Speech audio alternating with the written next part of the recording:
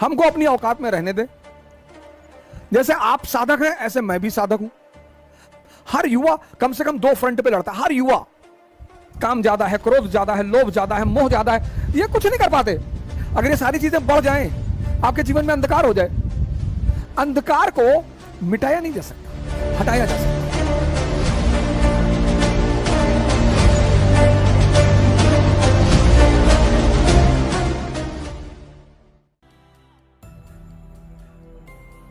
इंसान का जीवन है ना, ह्यूमन बीइंग, उसके दो स्तर हैं।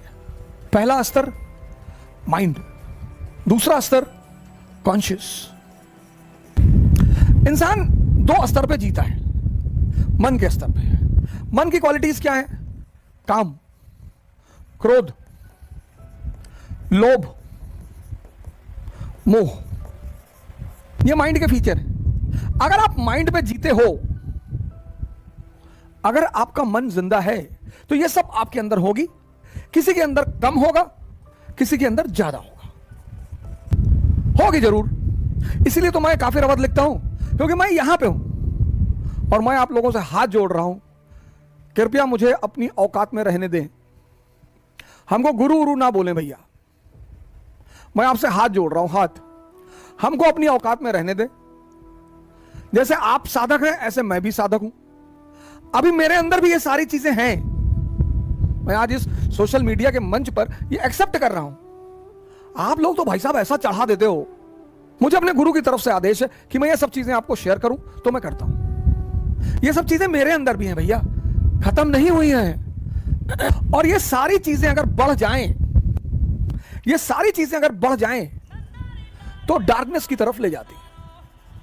जैसे यूरिक एसिड, शुगर, कोलेस्ट्रॉल, ये सब उसी तरह है। ये सब जानते हो क्या है?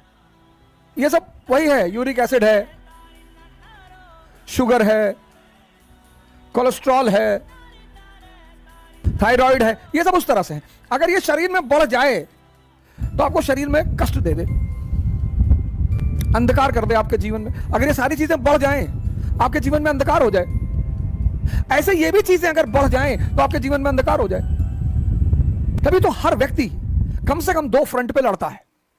हर युवा कम से कम दो फ्रंट पे लड़ता है। हर युवा एक तो इस फ्रंट पे लड़ता है, क्योंकि वो मन के स्तर पे है, तो काम उसे प्रभावित करेगा। मैं कहानी बार बार रिपीट करता हूं कि एक मस्जिद में मौलाना साहब थे, तो वो बच्चों को बड़ा नीति, नियम और नैतिकता, मोरालिटी वगैरह सिखाते थे, जैसा कि पुरोहित करते हैं, चाहे वो मौलाना हो, चाहे पुरोहित हो, हिंदू, चाहे पादरी हो। तो एक बार लड़कों ने उनको मोबाइल में पोर्न देखते हुए पकड़ लिया और देखा, और उन्होंने मौलाना की वीडियो बना ली। और फिर वो मौलाना के पास पहुंचे कि मौलाना साहब, आप हम लोग को नैतिकता सिखाते हैं और खुद अंधेरे में चलते हैं। मौलाना गरम हो, मैंने क्या किया है? लड़कों के पास एविडेंस था, लड़कों ने दिखा दिया। मौलाना ने कहा, कसम खुदा की मैं नफरत के निगाह से देख रहा था। तो हम भी तो नफरत के निगाह से ही देखते हैं सर, हमको काय प्रवचन दे रहे हो? कसम खुदा की, कसम खुदा की, मैं नफरत के निगाह से देख रहा था। और मन एक ताकत है, अंधेरे में भी ताकत है सर। डरा के जान ले लेता बहुत लोगों की। अंधेरे में रस्सी पकड़ लिए, गलतफहमी हो गई, सांप है, मार गए, डर के मारे। अंधेरे में भी ताकत है, लेकिन अंधेरा एक चीज से डरता है, और वो है रोशनी। अब इस अंधेरे से तुम्हें कौन निकालेगा? गुरु। ये टीचर, कोच, मैं तो कोच हूं सर, मैं गुरु थोड़ी हूं सर, मैं तो कोच हूं। गुरु बहुत कम है सर इस देश में, एंडेंजर्ड स्पीशीज में है सर। हमारे आदरणीय सदगुरु, आप उनको ज्वाइन करिए, ज्वाइन करिए सर, मैं आपसे हाथ जोड़ रहा हूं, ज्वाइन करिए। पंडित श्री श्री रविशंकर, आशुतोष महाराज, मां निर्मला देवी, ऐसे न जाने कितने लोग, आपको ढूंढना पड़ेगा। अब अगर गुरु से तुम ये कहने जाते हो कि सरकार हमें अंधकार से निकाल लो, तो तुम्हें सही गुरु मिलेगा। अगर तुम गुरु से ये कहने जाते हो हमारा बच्चा नहीं पैदा हो रहा है, हमारी नौकरी नहीं लग रही, हमारी गर्लफ्रेंड हमसे बात नहीं कर रही, अरे बेवकूफी के सवाल लेके जाओगे तो बेवकूफ टाइप का गुरु भी तो मिलेगा।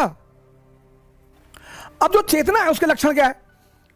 उसके लक्षण है प्रेम, लव। उसका लक्षण है करुणा, कंपैशन। उसका लक्षण है अपारिग्रह। उसका लक्षण है वैराग्य। ये चेतना के लक्षण है, ये मन का लक्षण है, ये चेतना के लक्षण है। अब इन दोनों के यहां से यहां तक पहुंचाएगा कौन? जो जानेगा। और हर धर्म में दो लोग हैं, एक पुरोहित प्रीस्ट और दूसरा गुरु संत। ये इन्फॉर्मर्स हैं, ये धर्म की शिक्षा देते हैं, बताते हैं। मोस्ट ऑफ द टाइम उनकी खुद का दिया नहीं जल रहा होता है, इसलिए जब भी कोई समाज सिर्फ इनकी बातें मानता है तो बहुत परेशान होता है। आप मुसलमानों को देखो, जब तक इनके पास अच्छे अच्छे गुरु थे, ये बड़े महान थे, हसन बसरी, बीबी राबिया, जुनैद, इब्राहिम, सरमद, औलिया। और जब से इनके समाज से गुरु गायब हुए, परेशान है बेचारे, बहुत परेशान है, अंदर से भी परेशान है, बाहर से भी परेशान है। क्योंकि धर्म तो इनका भी बहुत अच्छा है, धर्म तो सबका अच्छा है, लेकिन इनके एक्टिविटीज की वजह से धर्म की भी बेइज्जती होती है। ये यहां से यहां तक जर्नी कौन कराएगा? वो व्यक्ति जिसका खुद का दिया जल रहा हो। इसलिए दुनिया में सारे धर्मों में रोशनी का बड़ा महत्व है। हिंदू दीपावली पे रोशनी करते हैं, मुसलमान बकरीद पे करते, ईद पे करते हैं, क्रिश्चियन क्रिसमस पे करते हैं, सरदार गुरुपुरब पे करते हैं, सब करते हैं।